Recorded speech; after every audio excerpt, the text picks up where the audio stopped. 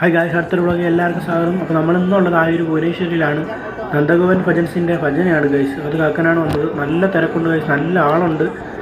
ഭജന തുടങ്ങുന്നതിന് മുമ്പ് ഇത്ര ആളാണ്. പെട്ടെന്ന് തന്നെ തുടങ്ങുമെന്നാണ് പറയുന്നത്.